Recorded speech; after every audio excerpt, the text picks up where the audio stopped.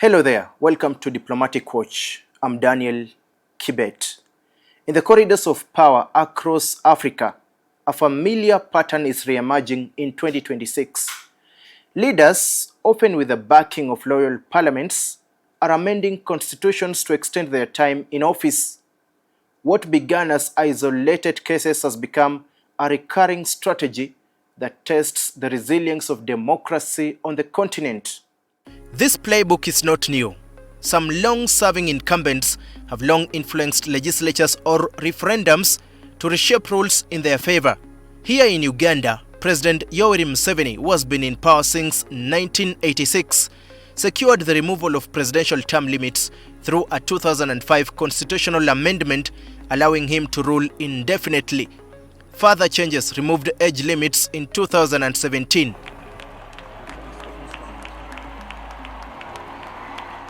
Last month, he was sworn into office for his 7th term, bringing his rule to 40 years and counting. Swear in the name of the Almighty God that I shall faithfully exercise the functions of the President of Uganda. In Rwanda, a 2015 constitutional referendum enabled President Paul Kagame to seek a third 7-year term and potentially 2 more 5-year terms thereafter, extending his rule well beyond previous limits. He has ruled Rwanda for more than 25 years. The constitutional change would allow Kagame to potentially remain in power until 2034. Rwanda wants and needs the right president.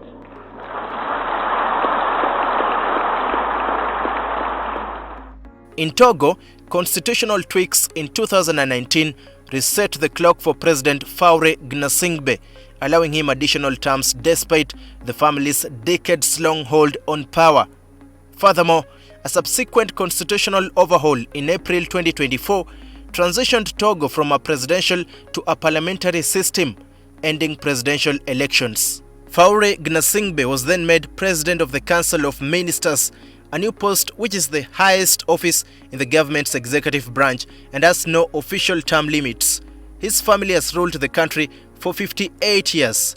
Faure Gnassingbé took over in 2005 from his father, Gnassingbé Eyadema, who had ruled for almost 4 decades. There are more examples, but let's go with this for now. These precedents inform today's cases. In the Democratic Republic of Congo, President Felix Tshisekedi, who has been in power since 2019 and currently in his 2nd term, has openly signaled interest in a potential 3rd term beyond 2028. In May 2026, he stated he would accept another mandate to rule for a 3rd term if the people want it via a national referendum. His administration and ruling coalition have pushed for a broader constitutional revision, first proposed in late 2024 and advanced in early 2026, citing the 2006 constitution as outdated. Proposed changes include possibly extending presidential terms and revisiting term limits. Opposition parties, civil society and church leaders have strongly criticized this as a constitutional coup aimed at entrenching power, warning it could heighten tensions amid the ongoing conflict in eastern DRC.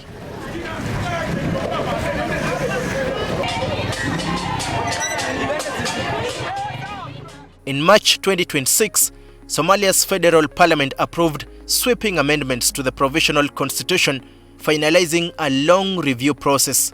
Key among them, extending presidential and parliamentary terms from 4 to 5 years, with the change likely applicable to incumbent office holders. This effectively extends President Hassan Sheikh Mohamud's mandate by 1 year, pushing federal elections to 2027. His 4-year term of office was expected to officially end on May 15, 2026. The move, signed into law by the president, has sparked fierce opposition criticism, accusations of a constitutional coup, and a deepening political crisis, with some groups threatening parallel processes. Reconciliation is a priority area for my administration, and we divided it into 2. One for political reconciliation and social reconciliation. For social reconciliation, we're going to establish down the lowest level of governance structures are create part social reconciliation, because social reconciliation relates to local conflicts, local issues, so it's a local. Meanwhile, in Zimbabwe, the government gazetted the Constitution of Zimbabwe Amendment Number 3 Bill in early 2026.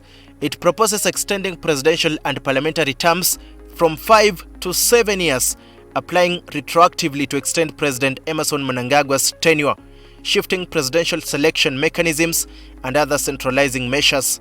Critics warn it challenges democratic accountability.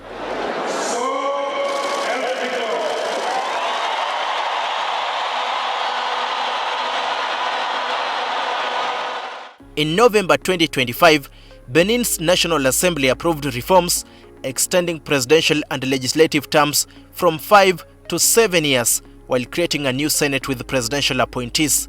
This growing habit carries profound implications for Africa and its democratic future.